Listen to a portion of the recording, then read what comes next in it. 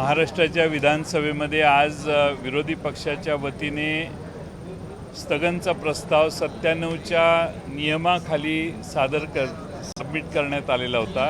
स्थगनच्या प्रस्तावावर चर्चा करताना तो स्थगन कसा योग्य आहे हेही सांगण्याचं काम हे भास्करराव जाधव यांनी व्यवस्थितपणाने केलं, नानाभाऊ पटोलेंनी केलं। त्यानंतर देखील स्थगन प्रस्ताव स्वीकारण्यात आला नाही, त्यामुळे निषेध म्हणून विरोधी पक्षाने बहिर्गमन केलं।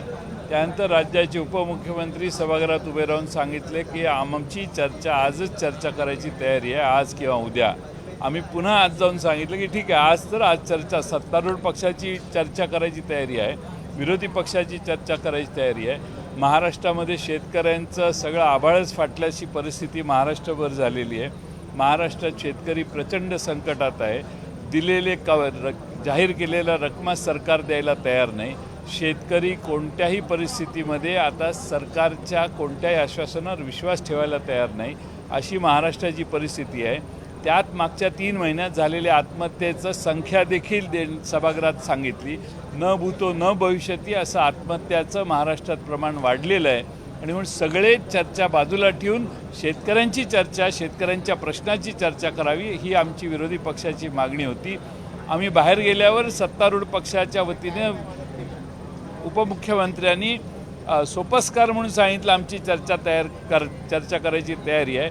त्यावर राज्याच्या विधानसभेचे अध्यक्षांनी सांगितलं की नियम धरून मी चर्चा करेन। नियमच 97 खाली होता की नियम 97 अन्वयी चर्चा आम्ही उपस्थित केलेली होती। त्यामुळे सरकारला चर्चा करायची नाही आहे, सत्तारूढ पक्ष चर्चेला तयार नाही। सत्तारूढ पक्षाचे उपमुख्यमंत्री कितीही म्हटले तरी त्यांनाही माहिती आहे की महाराष्ट्रातल्या शेतकऱ्यांना सांगण्यासारखं त्यांच्याकडे काही नाही। आणि म्हणून त्याचा निषेध म्हणून महाराष्ट्रातल्या विधानसभेतल्या विरोधी पक्षाच्या सगळ्याच सभासदांनी आता बहिर्गमन केलेलं आहे।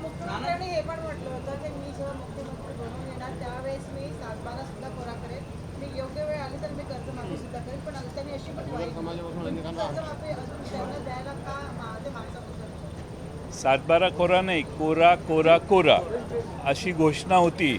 धनगर समाजाला दिलेली आश्वासनं पूर्ण केलेली नाहीत, मराठा समाजाच्याबद्दलची आश्वासनं वेगळीच आहेत। महाराष्ट्रात कोणतंही आश्वासन या सरकारने पूर्ण केलेलं नाही आणि म्हणून या सरकारवर महाराष्ट्रातल्या जनतेचा आता विश्वास नाही। काल परवा लाडक्या बहिणीला फसवण्याचं काम हे करतात।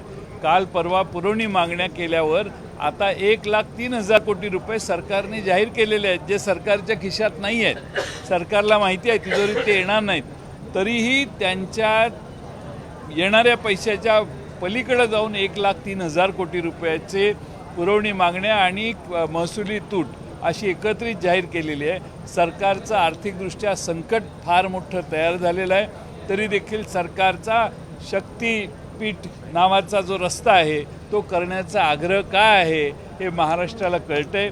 1,00,000 कोटी रुपयाचा रस्ता त्यांना करायचा आहे, का करायचा आहे ते आता महाराष्ट्रातल्या जनतेलाही लक्षात येते। लाभधारक त्याचे कोण आहेत हेही महाराष्ट्राला कळलेलं आहे। आणि म्हणून जो जनतेने मागितलेला रस्ता नाही त्यासाठी आज महाराष्ट्राचं सरकार आग्रहानं आम्ही तो रस्ता करणारच सांगतंय। जेवढ्या जोरात रस्ता करणार ही भूमिका मांडताय तेवढ्या जोरात महाराष्ट्रातल्या शेतकऱ्याला दिलासा देण्यासाठी त्याची कर्जमाफी द्या, एवढीच आमची साधी मागणी आहे आणि ती सरकार दुर्लक्षित करतंय। आज राजू शेट्टी आमचे शक्तीपीठाच्या विरोधी, बंटी पाटील, सतेज पाटील शक्तीपीठाच्या विरोधी, संपूर्ण नांदेड आणि सगळ्या परिसरात त्या जिथून शक्तीपीठ मार्ग जातोय तिथं सगळे शेतकरी आज सरकारला या रस्त्यासाठी विरोध करतायत। एखाद्याने अर्ज केला, मागणी केली आणि मग रस्ता केला तर समजू शकतो। इथं सरकारला शेतकरी सांगतायत नको बाबा तुमचा हा रस्ता, तरी देखील सरकार का आग्रह करतंय। सूर्यप्रकाशा इतकी आता स्वच्छ बाजू आहे।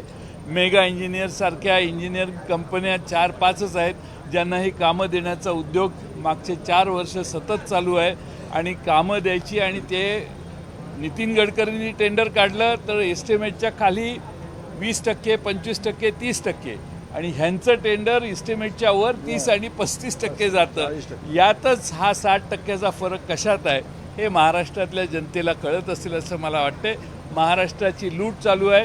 आमचं एवढंच आग्रहाचं म्हणणं आहे की शेतकऱ्याला उघडा करू नका, शेतकऱ्याला मदत करा, शेतकऱ्याच्या मागे उभा राहा. पण सरकार आपल्या टेंडरमध्ये आपल्या मोठ्या प्रकल्पांमध्ये गुंतलेलं आहे आणि महाराष्ट्रातल्या गोरगरिबांच्यावर SCचे पैसे वळवले, STचे पैसे वळवले, SC STचे पैसे वळवण्याचं पाप हे सरकार करू शकतं. त्याचबरोबर या सरकारकडून सगळ्यात महत्त्वाचं म्हणजे फार प्रचंड प्रमाणात अडचणीत असलेला, संकटात असणाऱ्या शेतकऱ्याकडे दुर्लक्ष आहे. आणि म्हणून विरोधी पक्षाच्या वतीनं आम्ही एवढंच म्हणतो की चर्चा करा. चर्चा केल्या तर विरोधी पक्ष आणि सभागृहातले 288 पैकी उरलेले सगळे सदस्य हे देखील शेतकऱ्यांचे प्रश्न त्या त्या भागातले मांडतील आणि सरकारला मग योग्य असा निर्णय घेता येईल. आणि खरीप हंगामाचे पैसेही या सरकारने दिलेले नाहीत, गेल्या वर्षीचे पैसे नाहीत, या वर्षीचे पैशाचा तर पत्ताच नाही. आणि त्यामुळं या सरकारला शेतकऱ्यांच्या तोंडाला पानं पुसण्याचं काम आणि पाप हे सरकार करतं आहे. आणि लातूर जिल्ह्यातली घटना मगाशी भास्कररावनी आणि नानाभाऊंनी सांगितली, बैल नाही म्हणून माणूस स्वतःला झुपून घेतोय. एवढी महाराष्ट्राची दारुण अवस्था कधीही नव्हती, पण यांनी महाराष्ट्राचा बिहार करायचा निर्णयच घेतलेला दिसतोय आणि त्यामुळं आमचा या सरकारला विरोध आहे. सर शक्तीपीठाला 86,000 कोटीचा खर्च लागतोय, जवळपास सगळे शेतकरी त्याला विरोध करतायत. पण जी गोष्ट मागितली नाही ती देण्याचं का हट्टास का? अट्टास यासाठी आहे की एखादं मोठं टेंडर निघालं की लाभधारक आहेत त्या लाभधारकांना आणि कॉन्ट्रॅक्ट घेणाऱ्यांना किती 5 हजाराच्या 3 हजाराच्या वरची टेंडर कुणाला गेले आहेत बघा. 4-5 कंपन्यांना सोडून बाहेर टेंडर जात नाही राज्याचं.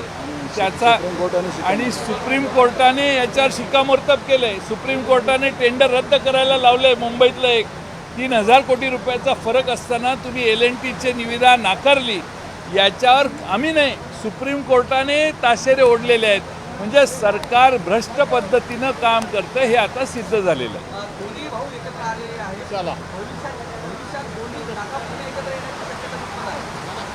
दोन्ही भाऊ एकत्रित मराठीच्या प्रश्नावर आलेले आहेत आणि हा महाराष्ट्राच्या मराठी जनतेचा प्रश्न आहे आणि आम्ही सगळे त्यांच्याबरोबर आहोत.